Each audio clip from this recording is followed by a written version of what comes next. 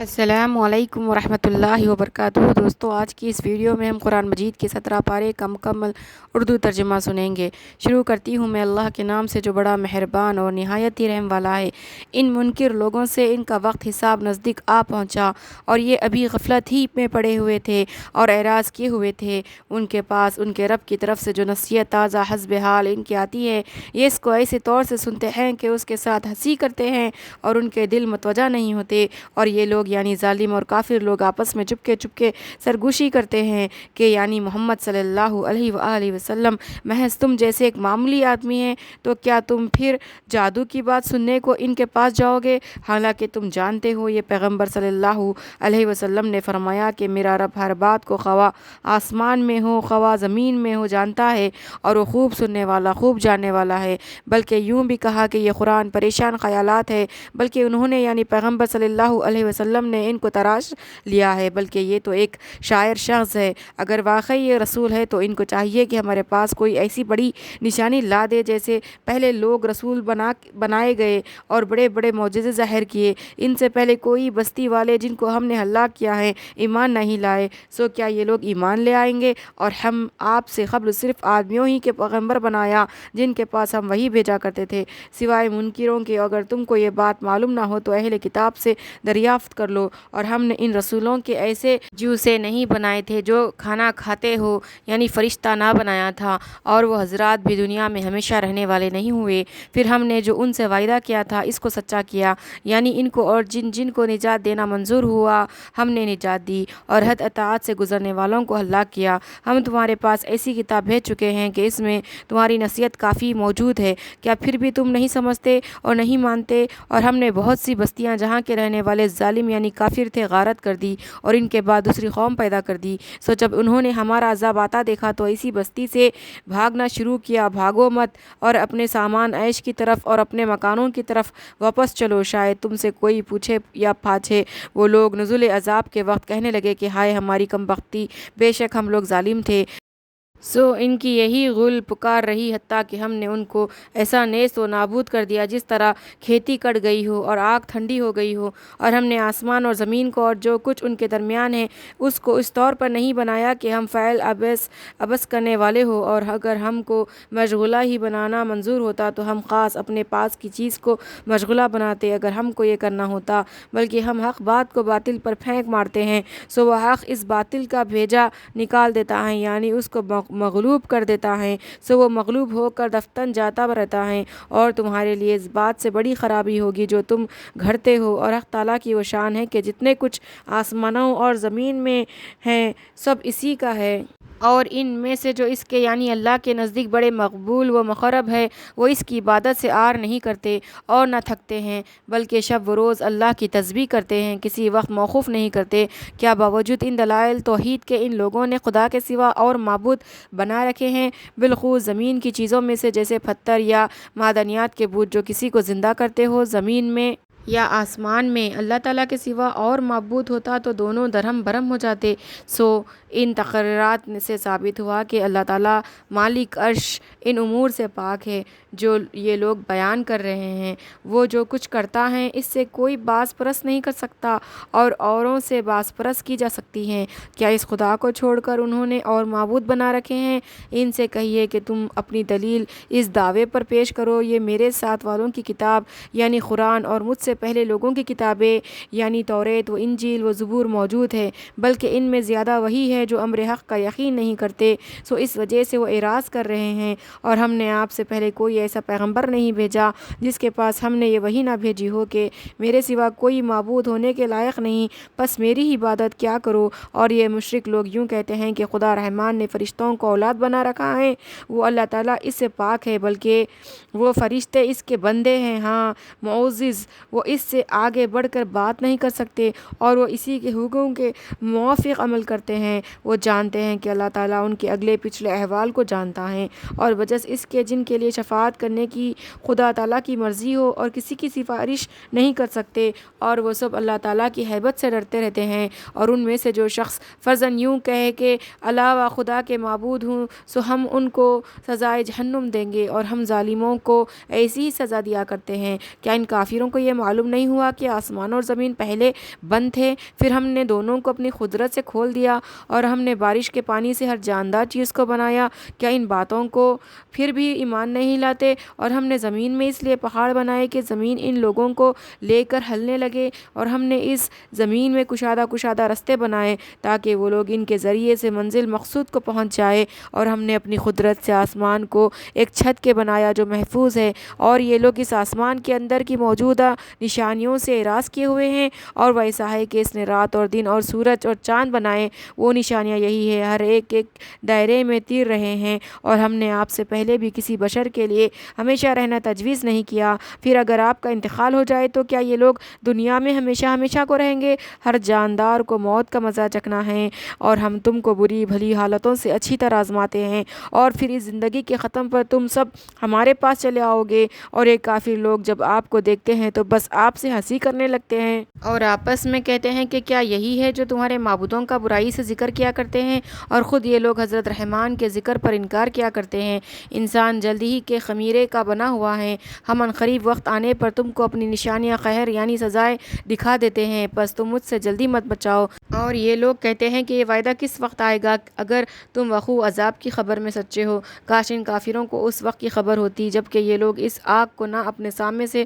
روک سکیں گے اور نہ اپنے پیچھے سے، اور نہ ان کی کوئی حمایت کرے گا، بلکہ وہ آگ تو ان کو ایک دم سے آ لے گی، سو ان کو بدحواس کر دے گی، پھر نہ اس کے ہٹانے کی ان کو قدرت ہوگی اور نہ ان کو مہلت دی جائے گی۔ اور آپ سے پہلے جو پیغمبر ہو گزرے ہیں ان کے ساتھ بھی کفار کی طرف سے تمسخر کیا گیا تھا، سو جن لوگوں نے ان سے تمسخر کیا تھا ان پر وہ عذاب واقع ہو گیا جس کے ساتھ وہ استہزاء کرتے تھے۔ اور یہ بھی ان سے کہہ دیجئے کہ وہ کون ہے جو رات اور دن میں رحمان کے عذاب سے تمہاری حفاظت کرتا ہو، بلکہ وہ لوگ اپنے رب کے ذکر سے روگرداں ہی ہیں۔ کیا ان کے پاس ہمارے سوا ایسے معبود ہے کہ عذاب مذکور سے ان کی حفاظت کر لیتے ہیں؟ وہ خود اپنی حفاظت کی قدرت نہیں رکھتے اور نہ ہمارے مقابلے میں کوئی اور ان کا ساتھ دے سکتا ہے، بلکہ ہم نے ان کو اور ان کے باپ داداؤں کو دنیا کا خوب سامان دیا یہاں تک کہ ان پر اس حالت میں ایک عرصہ دراز گزر گیا۔ کیا ان کو یہ نظر نہیں آتا کہ ہم ان کی زمین کو بذریعہ فتوحات اسلامیہ کے ہر چار طرف سے برابر گھٹاتے چلے جاتے ہیں؟ سو کیا یہ لوگ توقع رکھتے ہیں کہ رسول اللہ صلی اللہ علیہ وسلم پر اہل ایمان پر غالب آئیں گے؟ آپ کہہ دیجئے کہ میں تو صرف وحی کے ذریعے سے تم کو ڈراتا ہوں، اور یہ بہرے ہیں جس وقت ڈرائے جاتے ہیں پکار سنتے ہی نہیں۔ اور ان کی اعلیٰ ہمتی کی کیفیت یہ ہے کہ اگر ان کو آپ کے رب کے عذاب کا ایک جھونکا بھی ذرا لگ جائے تو یوں کہنے لگے کہ ہائے ہماری کم بختی، واقعی ہم خطاوار تھے، اور وہاں قیامت کے روز ہم میزان عدل قائم کریں گے اور سب کے اعمال کا وزن کریں گے، سو کسی پر اصلاً ظلم نہ ہوگا، اور اگر کسی کا عمل رائی کے دانے کے برابر بھی ہوگا تو ہم اس کو وہاں حاضر کر دیں گے، اور ہم حساب لینے والے کافی ہے۔ اور ہم نے آپ کے قبل موسیٰ علیہ السلام اور ہارون علیہ السلام کو ایک فیصلے کی روشنی کی اور متقیوں کے لیے نصیحت کی چیز یعنی توریت عطا فرمائی تھی، جو متقی اپنے رب سے بن دیکھے ڈرتے ہیں اور وہ لوگ قیامت سے بھی ڈرتے ہیں۔ اور یہ قرآن بھی ایک کثیر الفوائد نصیحت کی کتاب ہے جس کو ہم نے نازل کیا ہے، تو کیا پھر بھی تم اس کے منکر ہو؟ اور ہم نے اس زمانے موسیٰ سے پہلے ابراہیم علیہ السلام کو ان کی شان کے مناسب خوش فہمی عطا فرمائی تھی،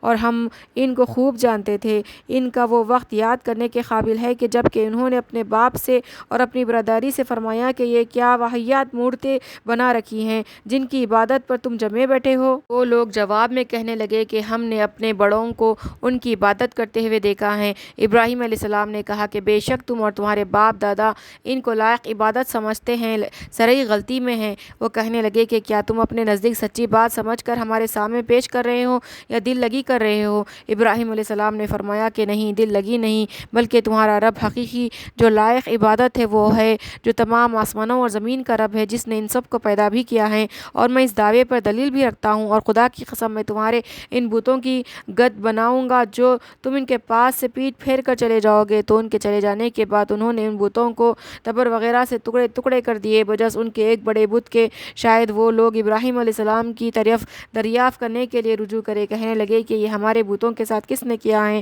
اس میں کوئی شک نہیں کہ اس نے بڑا ہی غضب کیا۔ بعضوں نے کہا کہ ہم نے ایک نوجوان آدمی کو جس کو ابراہیم علیہ السلام کہہ کر پکارا جاتا ہے ان بتوں کا برائی سے تذکرہ کرتے سنا ہے۔ پھر وہ لوگ بولے جب یہ بات ہے تو اچھا اس کو سب آدمیوں کے سامنے حاضر کرو تاکہ وہ لوگ اس اقرار کے گواہ ہو جائیں۔ غرض وہ سب کے روبرو آئے۔ ان لوگوں نے کہا کہ کیا ہمارے بتوں کے ساتھ تم نے یہ حرکت کی ہے اے ابراہیم علیہ السلام؟ انہوں نے جواب میں فرمایا کہ نہیں بلکہ ان کے اس بڑے گروہ نے کی، سو ان ہی سے پوچھ لو نا اگر یہ بولتے ہیں۔ اس پر وہ لوگ اپنے جی میں سوچے، پھر آپس میں کہنے لگے کہ حقیقت میں تم ہی لوگ ناحق پر ہو کہ جو ایسا عاجز ہو وہ کیا معبود ہوگا۔ پھر شرمندگی کے مارے اپنے سروں کو جھکا لیا اور بولے کہ اے ابراہیم تم کو تو معلوم ہی ہے کہ یہ بت کچھ بولتے نہیں۔ ابراہیم علیہ السلام نے فرمایا تو کیا تم خدا کو چھوڑ کر ایسی چیز کی عبادت کرتے ہو جو تم کو نہ کچھ نفع پہنچا سکے اور نہ کچھ نقصان پہنچا سکے؟ تعجب ہے تم پر بھی اور ان پر بھی جن کو تم خدا کے سوا پوچھتے ہو،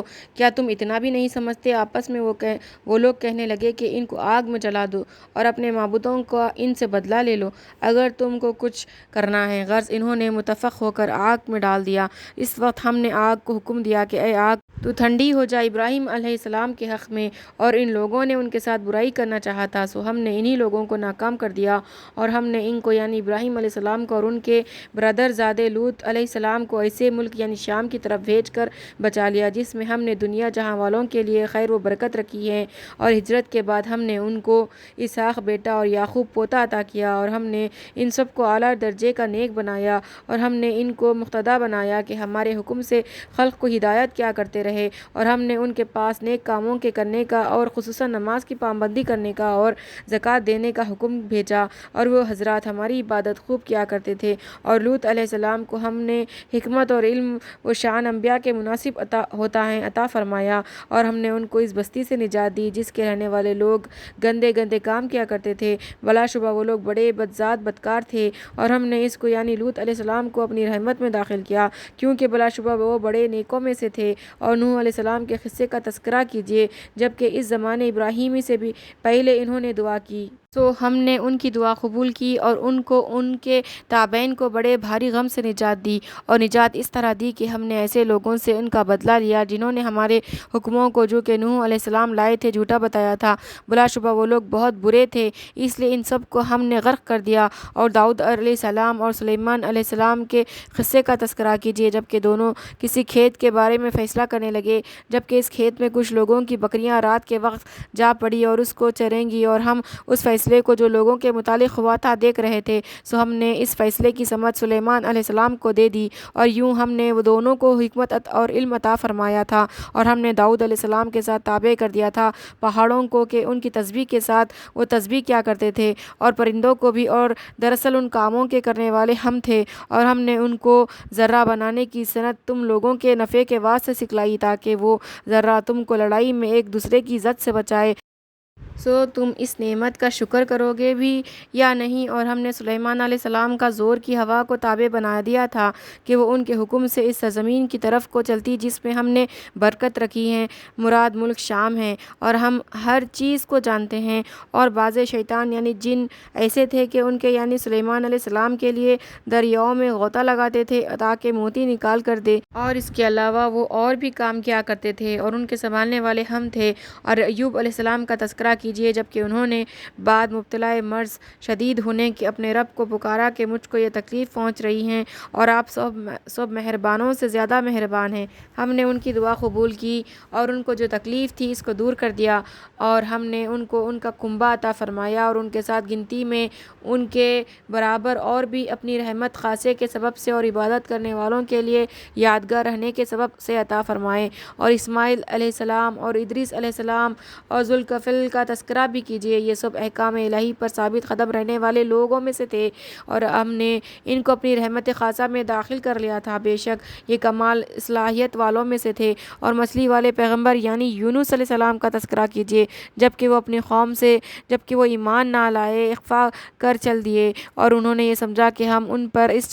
چلے جانے میں کوئی داروگیر نہ کریں گے، پس انہوں نے اندھیروں میں پکارا کہ الہی آپ کے سوا کوئی معبود نہیں ہے، آپ سب نقائص سے پاک ہے، میں بے شک قصوروار ہوں۔ سو ہم نے ان کی دعا قبول کی اور ان کو اس گھٹن سے نجات دی، اور ہم اسی طرح اور ایمان والوں کو بھی کرب و بلا سے نجات دیا کرتے ہیں۔ اور زکریا علیہ السلام کا تذکرہ کیجئے، جبکہ انہوں نے اپنے رب کو پکارا کہ اے میرے رب، مجھ کو لاوارث مت رکھیے، یعنی مجھ کو فرزند دیجئے کہ میرا وارث ہو، اور سب وارثوں سے بہتر آپ ہی اچھے وارث دینے والے ہیں۔ سو ہم نے ان کی دعا قبول کی اور ہم نے ان کو یحییٰ علیہ السلام فرزند عطا فرمایا، اور ان کی خاطر سے ان کی بیوی کو جو کہ بالکل بانجھ تھی اولاد کے قابل کر دیا۔ یہ سب نیک کاموں میں دوڑتے تھے اور امید کے ساتھ ہماری عبادت کیا کرتے تھے اور ہمارے سامنے دب کے رہتے تھے۔ اور ان بی بی مریم علیہ السلام کا بھی تذکرہ کیجئے، جنہوں نے اپنے ناموں کو مردوں سے بچایا، نکاح سے بھی اور ناجائز سے بھی۔ پھر ہم نے ان میں بالواسطہ جبرائیل علیہ السلام اپنی روح پھونک دی، اور ہم نے ان کو اور ان کے فرزند عیسیٰ علیہ السلام کو دنیا جہاں والوں کے لیے اپنی قدرت کاملہ کی نشانی بنا دی۔ یہ ہے تمہارا طریقہ کہ جس پر تم کو رہنا واجب ہے، اور وہ ایک ہی طریقہ ہے، اور میں تمہارا رب حقیقی ہوں، سو تم میری عبادت کیا کرو۔ اور ان لوگوں نے اپنے امر دین میں اختلاف پیدا کر لیا، سو اس کو سزا دیں گے، کیونکہ سب ہمارے پاس آنے والے ہیں۔ سو جو شخص نیک کام کرتا ہے اور وہ ایمان والا بھی ہوگا، سو اس کی محنت اکارت نہیں جانے والی، اور ہم اس کو لکھ لیتے ہیں۔ اور ہم جن بستیوں کو عذاب سے یا موت سے فنا کر چکے ہیں، ان کے باشندوں کے لیے بات ناممکن ہے کہ وہ دنیا میں پھر لوٹ کر جائیں، یہاں تک کہ جب یاجوج ماجوج کھول دیے جائیں گے، اور وہ کثرت کی وجہ سے ہر بلندی سے جیسے پہاڑ اور ٹیلے نکلتے معلوم ہوں گے، اور وہ جو رجوع باز کا سچا وعدہ نزدیک آ پہنچا ہوگا، تو بس پھر ایک دم سے یہ قصہ ہوگا کہ منکروں کی نگاہیں پھٹی کی پھٹی رہ جائے گی، اور یوں کہتے نظر آئیں گے کہ ہائے کم بختی ہماری، ہم اس امر سے غفلت میں تھے، بلکہ واقعی یہ ہے کہ ہم ہی قصوروار تھے۔ بلا شبہ تم ایسے مشرکوں کے لیے اور جن کو تم خدا کو چھوڑ کر پوج رہے ہو، سب جہنم میں جھونکے جاؤ گے، اور تم سب اس میں داخل ہوں گے۔ اور یہ بات سمجھنے کی ہے کہ اگر یہ تمہارے معبود واقعی معبود ہوتے تو اس جہنم میں کیوں جاتے، اور سب عابدین و معبودین اس میں ہمیشہ ہمیشہ کو رہیں گے، اور ان کا اس میں شور ہوگا، اور وہاں اپنے شور و غل میں کسی کی کوئی بات نہیں سنیں گے۔ اور یہ تو دوزخیوں کا حال ہوا، اور جن کے لیے ہماری طرف سے بھلائی مقدر ہو چکی ہے، وہ اس دوزخ سے اس قدر دور کیے جائیں گے کہ اس کی آہٹ بھی نہ سنیں گے، اور وہ لوگ اپنی جی چاہے چیزوں میں ہمیشہ رہیں گے، اور ان کو بڑی گھبراہٹ یعنی نفخہ ثانیہ سے زندہ ہونے کی حالت غم میں نہ ڈالے گی، اور قبر سے نکلتے ہی فرشتے ان کا استقبال کریں گے اور کہیں گے کہ یہ ہے تمہارا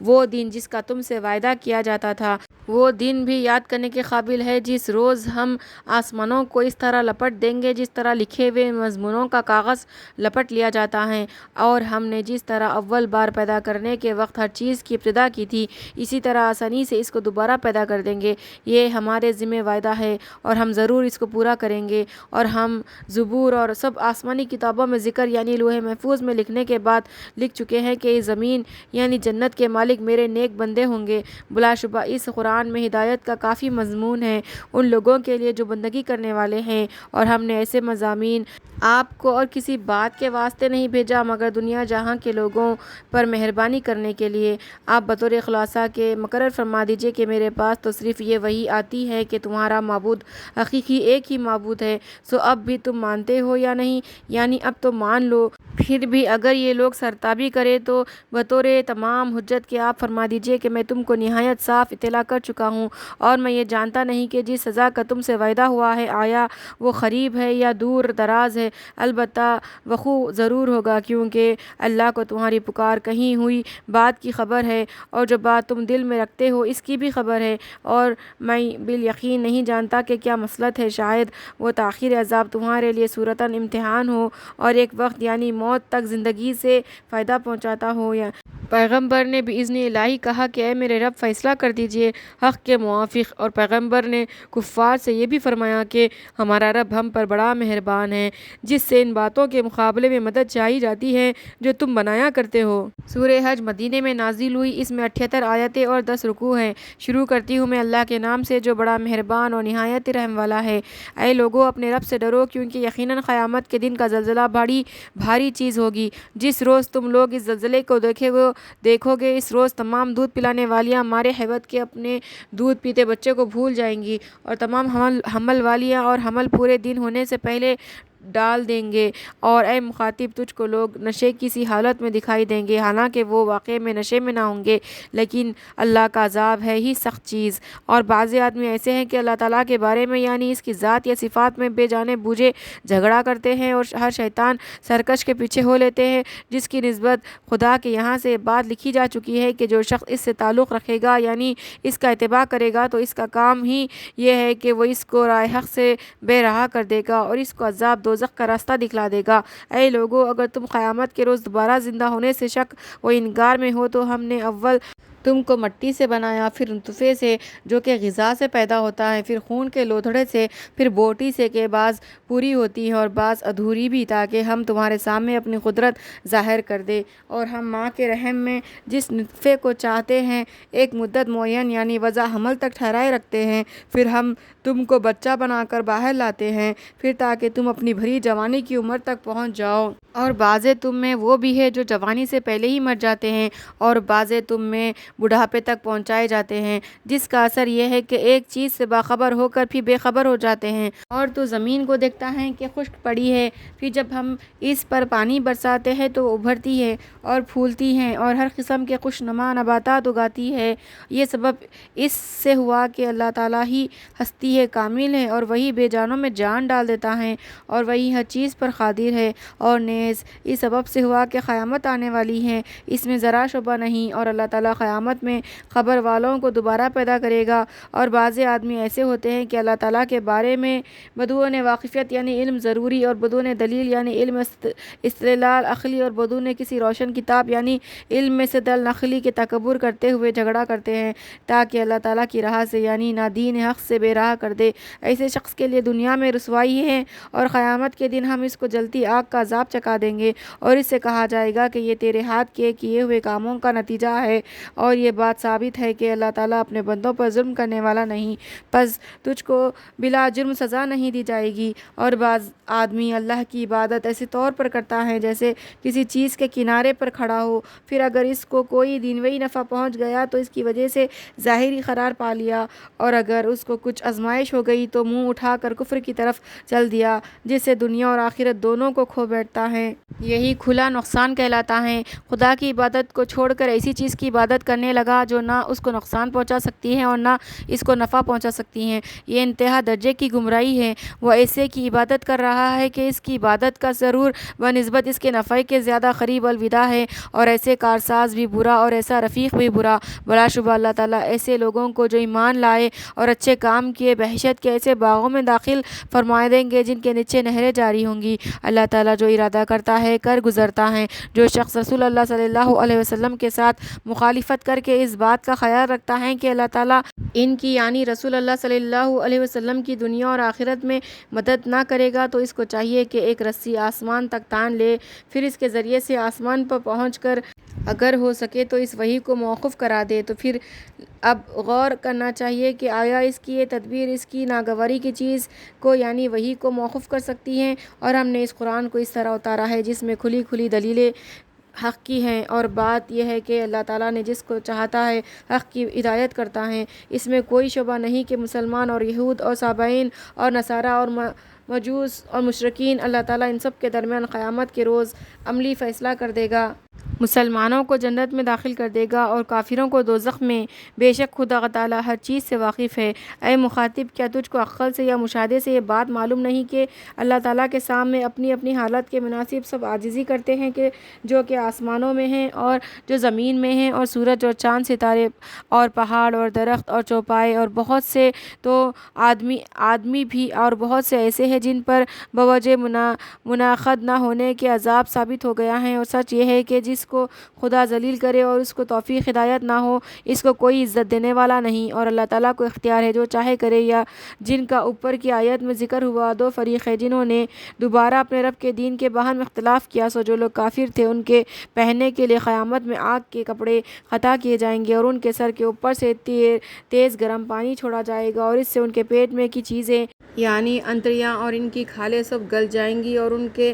مارنے کے لیے لوہے کے گرز ہوں گے۔ وہ لوگ جب دوزخ میں گھبرا جائیں گے اور اس سے باہر نکلنا چاہیں گے تو پھر اسی میں دھکیل دیے جائیں گے اور ان کو کہا جائے گا کہ جلنے کا عذاب ہمیشہ کے لیے چکھتے رہو۔ اور اللہ تعالیٰ ان لوگوں کو ایمان لائے اور انہوں نے نیک کام کیے وحشت کے ایسے باغوں میں داخل کرے گا جن کے نیچے نہریں جاری ہوں گی اور ان کو وہاں سونے کے کنگن اور موتی کے ہار پہنائے جائیں گے اور پوشاک ان کی وہاں ریشم کی ہوگی۔ اور یہ سب انعام ان کے لیے ہے جو دنیا میں ان کو کلمہ طیبہ کے اعتقاد کی ہدایت ہو گئی تھی اور ان کو اس خدا کے راستے کی ہدایت ہو گئی تھی جو لائق حمد ہے، وہ راستہ اسلام ہے۔ بے شک جو لوگ کافر ہوئے اور مسلمانوں کو اللہ کے راستے سے اور مسجد حرم سے بھی روکتے ہیں جس کو ہم نے تمام آدمیوں کے واسطے مقرر کیا ہے کہ اس میں سب برابر ہے، اس میں رہنے والا بھی اور باہر سے آنے والا بھی، یہ روکنے والے لوگ اور جو شخص اس میں یعنی حرم میں کوئی خلاف دین کا کام قصداً خصوصاً جبکہ وہ ظلم یعنی شرک و کفر کے ساتھ کرے گا تو ہم اس کو عذاب دردناک کا مزہ چکھائیں گے۔ اور جبکہ ہم نے ابراہیم علیہ السلام کو خانہ کعبہ کی جگہ بتلا دی اور حکم دیا کہ میرے ساتھ کسی چیز کو شریک مت کرنا اور میرے اس گھر کا طواف کرنے والوں اور نماز میں قیام و رکوع و سجدہ کرنے والوں کے ساتھ حصہ اور معنوی نجاست سے پاک رکھنا۔ اور ابراہیم علیہ السلام سے یہ بھی کہا گیا کہ لوگوں میں حج کے فرض ہونے کا اعلان کر دو جس سے کہ لوگ تمہارے پاس حج کو چلے آئیں گے پیادہ بھی، اور جو اونٹیاں سفر کے مارے دبلی ہوگی ان اونٹیوں پر بھی جو کہ دور دراز رستوں سے پہنچی ہوں گی تاکہ اپنے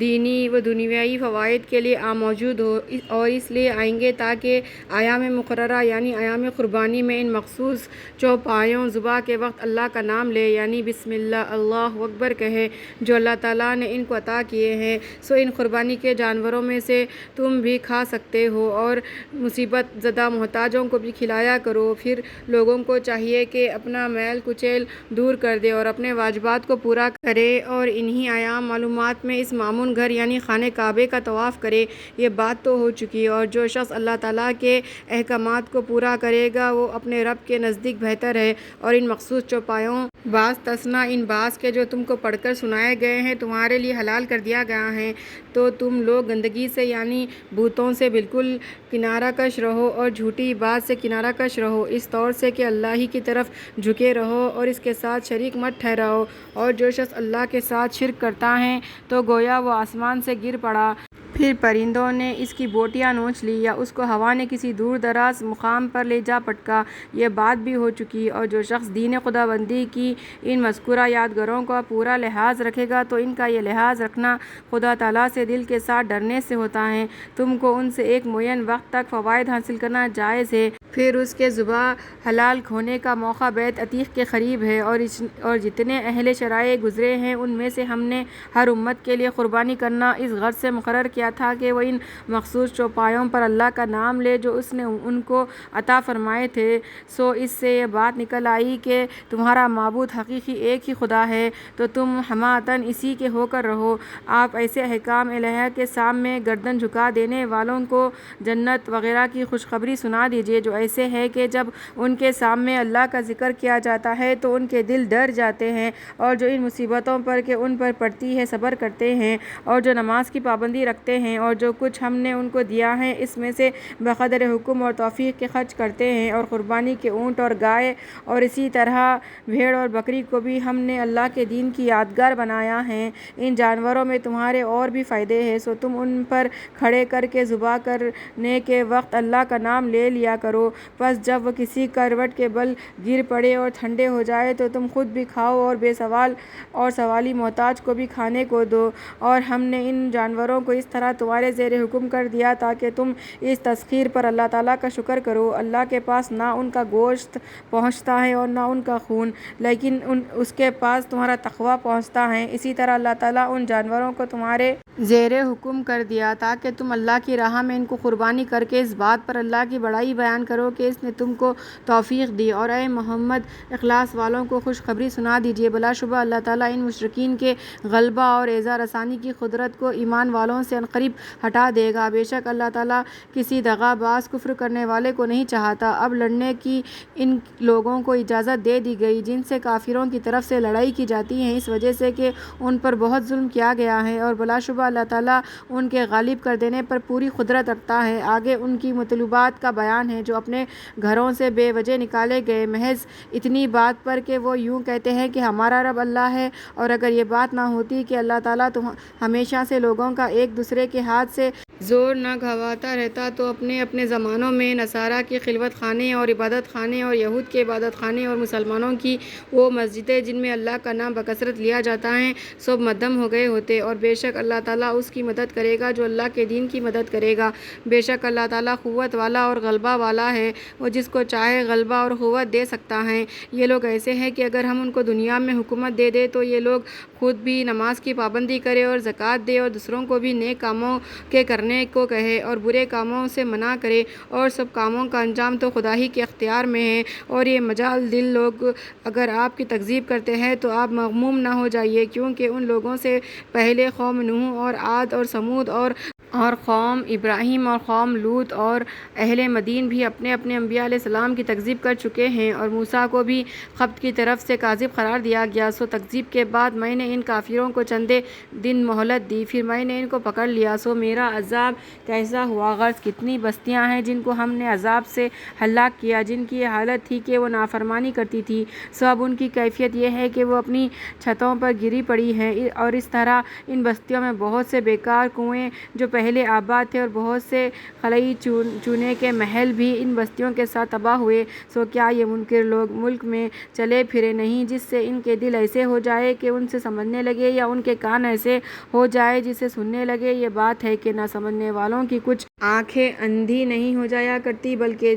دل جو سینوں میں ہیں وہ اندھے ہو جایا کرتے ہیں، اور یہ لوگ نبوت میں شبہ نکالنے کے لیے ایسے عذاب کا تقاضا کرتے ہیں، حالانکہ اللہ تعالیٰ کبھی اپنا وعدہ خلاف نہ کرے گا، اور آپ کے رب کے پاس کا ایک دن یعنی قیامت کا دن برابر 1000 سال کے ہے تم لوگوں کے شمار کے موافق۔ اور بہت سی بستیاں ہیں جن کو میں نے ان کی طرح مہلت دی تھی اور وہ انہی کی طرح نافرمانی کرتی تھی، پھر میں نے ان کو پکڑ لیا، اور سب کو میری ہی طرف لوٹنا ہوگا۔ اور آپ یہ بھی کہہ دیجئے کہ اے لوگوں، میں تو صرف تمہارے لیے ایک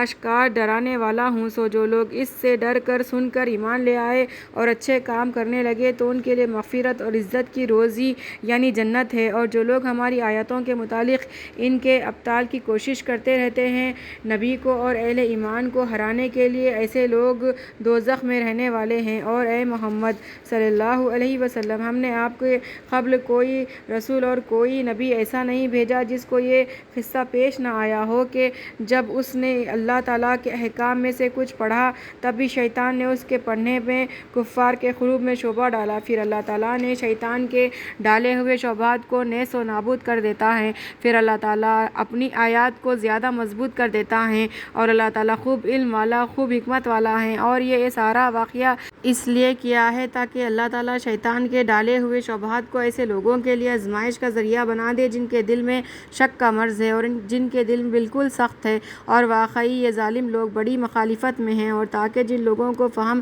صحیح عطا ہوا ہے وہ ان عجوبہ اور نور ہدایت سے اس امر کا زیادہ یقین کر لے کہ یہ آپ کے رب کی طرف سے حق ہے، ایمان پر زیادہ قائم ہو جائے، پھر اس کی طرف سے ان کے دل اور بھی جھک جائے، اور واقعی ان ایمان والوں کو اللہ تعالیٰ ہی راہ راست دکھلاتا ہے، اور رہ گئے کافر لوگ سو وہ ہمیشہ اس پر پڑے ہوئے حکم کی طرف سے شک ہی میں پڑے رہیں گے، یہاں تک کہ ان پر واقعی قیامت آ جائے گی، یا ان پر کسی بے برکت دن کا قیامت کا دن ہے عذاب آ پہنچے گا۔ بادشاہی اس روز اللہ ہی کی ہوگی، وہ ان سب مذکورین کے درمیان عملی فیصلہ فرما دے گا۔ سو جو لوگ ایمان لائے ہوں گے اور اچھے کام کیے ہوں گے وہ چین کے باغوں میں ہوں گے، اور جنہوں نے کفر کیا ہوگا اور ہماری آیتوں کو جھٹلایا ہوگا تو ان کے لیے ذلت کا عذاب ہوگا۔ وہ فیصلہ یہ ہوگا، اور جن لوگوں نے اللہ کی راہ میں یعنی دین کے لیے اپنے وطن کو چھوڑا پھر وہ لوگ کفر کے مقابلے میں قتل کیے گئے یا مر گئے، اللہ تعالیٰ ضرور ان کو ایک عمدہ رزق دے گا، اور یقیناً اللہ تعالیٰ سب دینے والوں سے اچھا دینے والا ہے۔ اور رزق حسن کے ساتھ اللہ تعالیٰ ان کو ایسی جگہ لے جا کر داخل کرے گا جس کو وہ بہت ہی پسند کریں گے،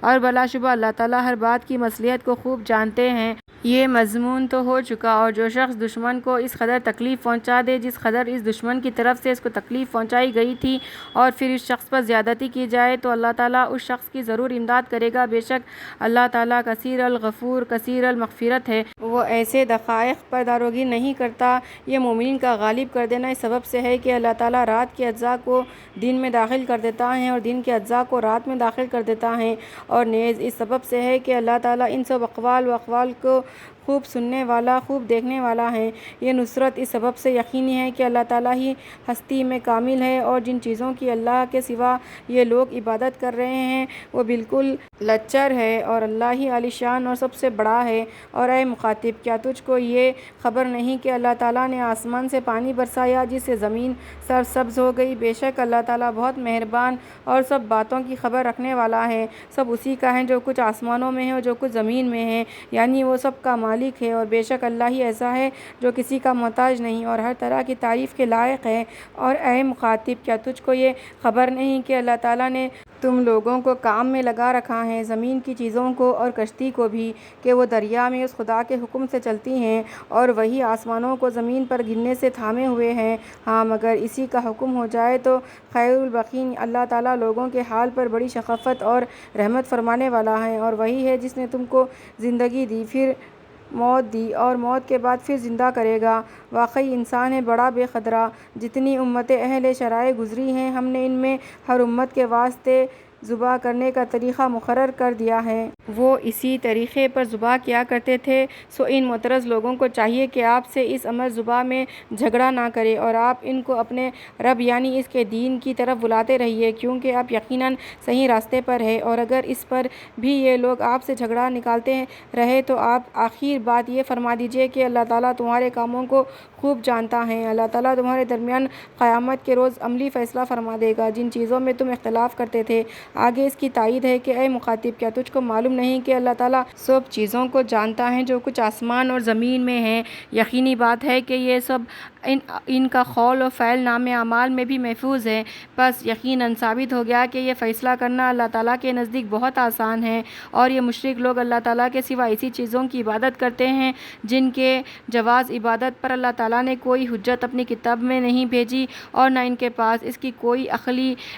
وہ دلیل ہے، اور ان ظالموں کا کوئی مددگار نہ ہوگا۔ اور جب ان لوگوں کے سامنے ہماری آیتیں جو کہ اپنے مضامین میں خوب واضح ہے پڑھ کر سنائی جاتی ہے تو تم ان کافروں کے چہروں میں باوجہ ناگواری باطنی کے برے آثار دیکھتے ہو۔ قریب ہے کہ یہ ان لوگوں پر اب حملہ کر بیٹھیں گے جو ہماری آیتیں ان کے سامنے پڑھ رہے ہیں۔ آپ ان مشرکین سے کہیے کہ کیا میں تم کو اس قرآن سے بھی زیادہ ناگوار چیز بتلا دوں؟ وہ ہے دوزخ، کہ اس کو اللہ تعالیٰ نے کافروں سے وعدہ کیا ہے اور وہ برا ٹھکانہ ہے۔ اے لوگو، ایک عجیب بات بیان کی جاتی ہے کہ اس کو کان لگا کر سنو، وہ یہ ہے کہ اس میں کوئی شبہ نہیں کہ جن کی تم لوگ خدا کو چھوڑ کر عبادت کرتے ہو وہ ایک ادنا مکھی کو تو پیدا کر ہی نہیں سکتے، گو سب کے سب بھی کیوں نہ جمع ہو جائے۔ اور پیدا کرنا تو بڑی بات ہے، وہ تو ایسے عاجز ہے کہ اگر ان سے مکھی کچھ چھین لے جائے تو اس کو تو اس سے چھڑا ہی نہ سکتے۔ ایسا عابد بھی لچر اور ایسا معبود بھی لچر۔ افسوس ہے ان لوگوں نے اللہ کی جیسی تعظیم کرنی چاہیے تھی کہ اس کے سوا کسی کی عبادت نہ کرتے، وہ نہ کی۔ اللہ تعالیٰ بڑی قوت والا ہے، سب پر غالب ہے۔ اللہ تعالیٰ کو اختیار ہے رسالت کے لیے جس کو چاہتا ہے منتخب کر لیتا ہے، فرشتوں میں سے جس فرشتوں کو چاہے احکام پہنچانے والے مقرر فرما دیتا ہے، اور اسی طرح آدمیوں میں سے یقینی بات ہے کہ اللہ تعالیٰ خوب سننے والا خوب دیکھنے والا ہے، یعنی وہ ان سب فرشتوں اور آدمیوں کی آئندہ اور گزشتہ حالتوں کو خوب جانتا ہے، اور تمام کاموں کا مدار اللہ ہی پر ہے، یعنی وہ مالک مستقل بالذات ہے۔ اے ایمان والو، تم رکوع کیا کرو اور سجدہ کیا کرو اور اپنے رب کی عبادت کیا کرو، اور تم ایسے نیک کام بھی کیا کرو، امید یعنی وعدہ ہے کہ تم فلاح پاؤ گے، اور اللہ کے کام میں خوب کوشش کیا کرو جیسا کہ اس میں کوشش کرنے کا حق ہے۔ اس نے تم کو اور امتوں سے ممتاز فرمایا، اور اس نے تم پر دین کے احکام میں کسی قسم کی تنگی نہیں کی۔ تم اپنے باپ ابراہیم کے اس ملت پر ہمیشہ قائم رہو۔ اس اللہ نے تمہارا لخت مسلمان رکھا نزول قرآن سے پہلے بھی اور اس قرآن میں بھی، تاکہ تمہارے قابل شہادت اور معتبر ہونے کے رسول اللہ صلی اللہ علیہ وسلم گواہ ہوا، اور اس شہادت رسول کے قبل تم لوگوں کے مقابلے میں گواہ تجویز ہوئی۔ سو تم لوگ خصوصیت کے ساتھ نماز کی پابندی رکھو اور زکوٰۃ ساتھ دیتے رہو اور اللہ ہی کو مضبوط پکڑے رہو، وہ تمہارا کار ساز ہے، کسی کی مخالفت تم کو حقیقتاً مضر نہ ہوگی، سو کیا اچھا کار ساز ہے اور کیا اچھا مددگار ہے۔ صدق اللہ العلی العظیم۔